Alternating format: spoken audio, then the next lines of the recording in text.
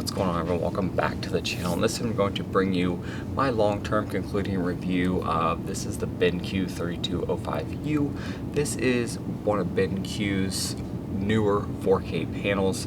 I'm going to kind of go through who this may be for, may not be for, what I use it for.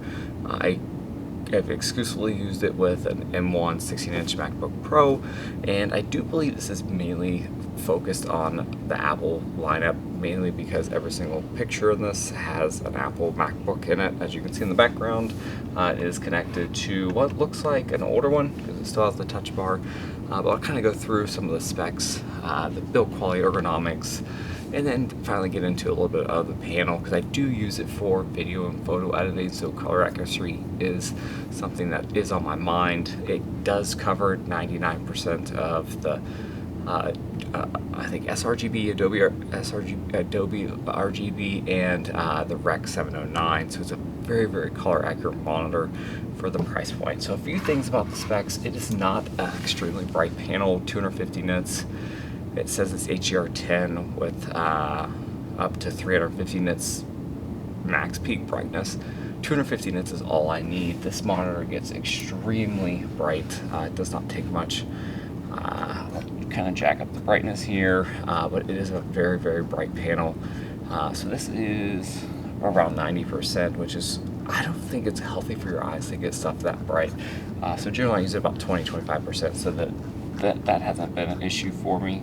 It is a USB-C monitor, and it has 90 watts of power, so it can power my base model M1 16-inch MacBook Pro, no problem. It charges it up, and it's a one cable solution for everything, so that's something I like.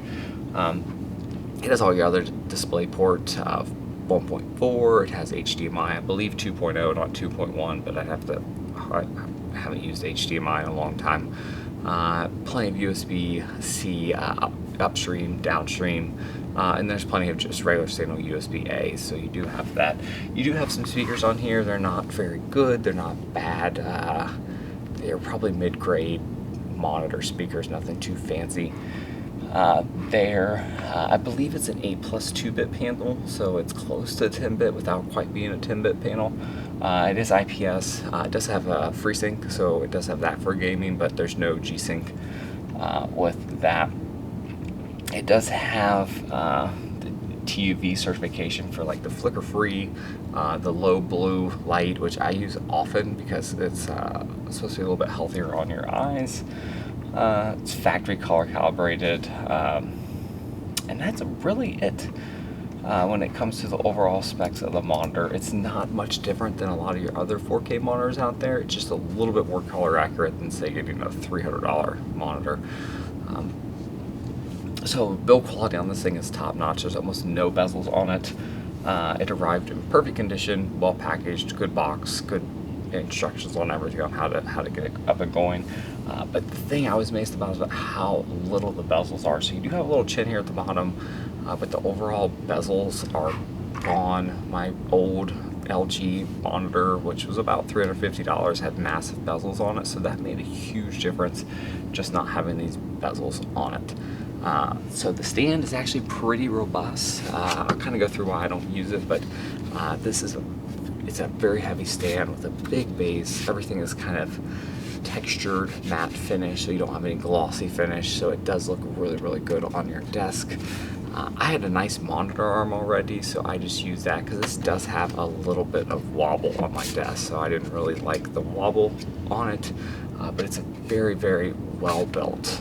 It kind of adjusts like that. It has height, pivot, tilt. It does not go sideways, but it does. This is a very nice stand for the money that you get. Considering the Apple Studio Display doesn't even come with the stand unless you pay for it. But I had a nice monitor arm, so I just used that because I just prefer the clean look of it, and there's not quite as much wobble. So the stand built really well. The monitor is extremely well built. Everything seems pretty sturdy, heavy. It's not the thinnest monitors out there in the world, so it can be a little bit on the thick, heavy side. This kind of protrudes out a little bit, but there's no power brick, so the power brick is built in. You just have the actual cable, which connects into your your outlet. So that is really, really nice. When it comes to the actual display, this is where I was more blown away by the display than I thought I would be. My LG monitor covered about 95% of the sRGB in the Rec 709.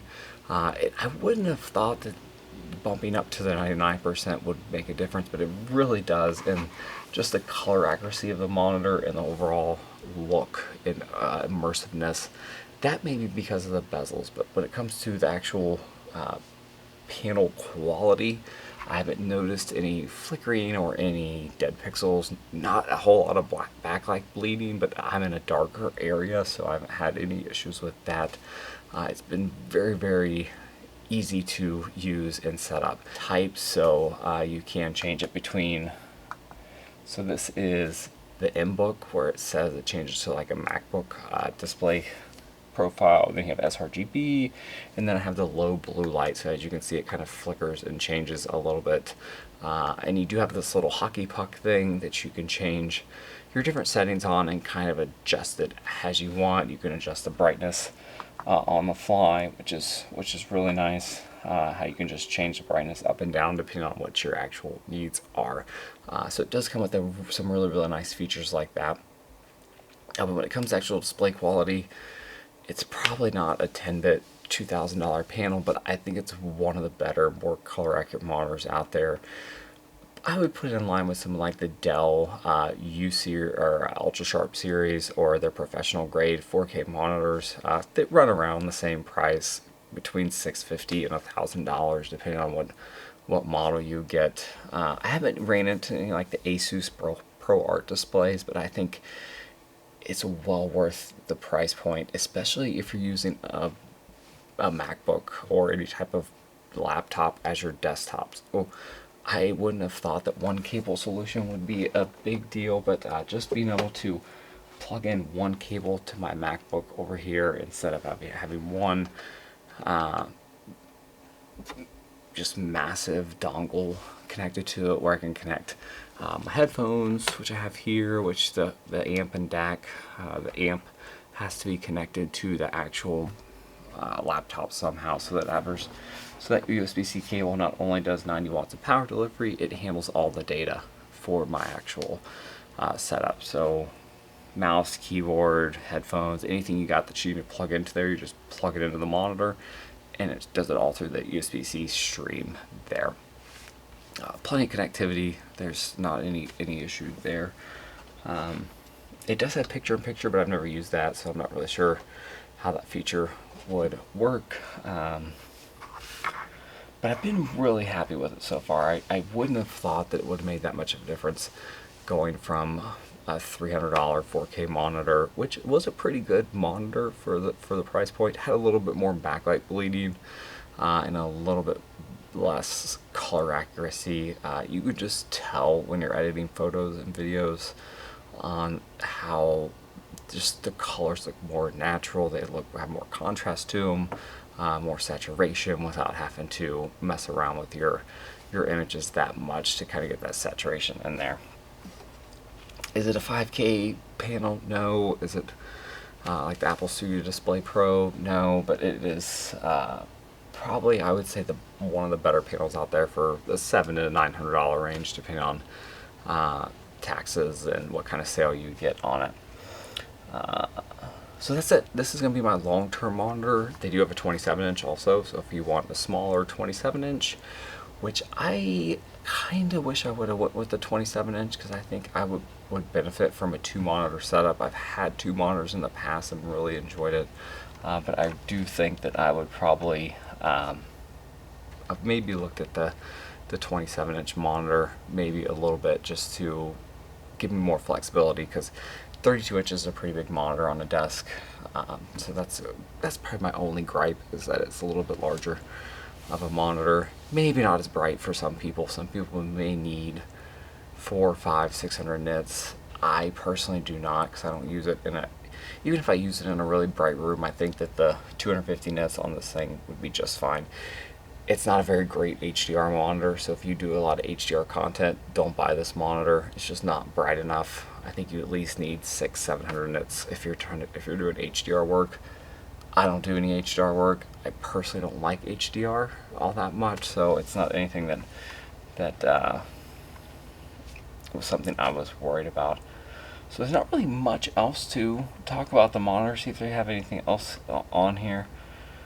Most monitors in this price point come with some type of USB-C. I would make sure it's at least 90 watts power delivery, especially if you have a beefier MacBook, like a MacBook, like M1 Pro, M1 Max, M1 M2s that are going to be coming out that will be more powerful. There is some 4K monitors in this price point. There's some new Dell ones that only have 65 watts of power, which would be good for some MacBooks, but maybe not some of the more powerful, more power-hungry computers out there. It works extremely well. I haven't had any issues with connectivity or just plugging in for my MacBook or I haven't had any type of scaling issues. It seems to scale pretty well, in my opinion. There seems to be a pretty well scaled monitor, so everything looks pretty well within line of how I would set it up. I like my text a little bit smaller, so I have the scaling set all the way down to where I can get as much real estate on the screen as possible. But overall, really happy with it. If you have any comments or questions, leave them below. I do believe that there are some micro centers that carry this monitor in stock that you can look at on display.